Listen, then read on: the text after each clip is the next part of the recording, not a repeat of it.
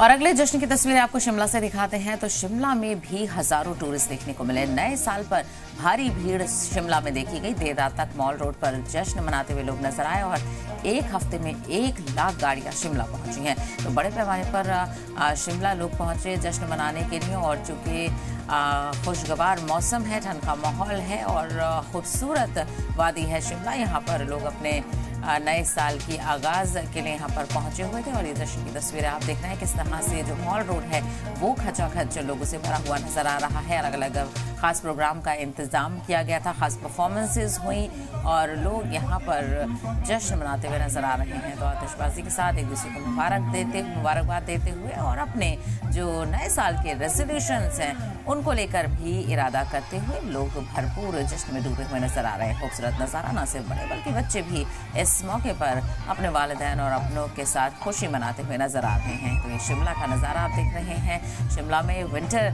Carnival के मौके पर भी लोगों ने खासा एंजॉय किया और ख़ास परफॉर्मेंसेस जो रिवायती जो कुछ रक्स होते हैं वो भी यहाँ पर परफॉर्म किए गए। रिवायती परफॉर्मेंसेस का यहाँ पर इंतज़ाम किया गया था, उसी में लोग जश्न मनाते हुए नजर आए और लोग जश्न में डूबे हुए नजर आए।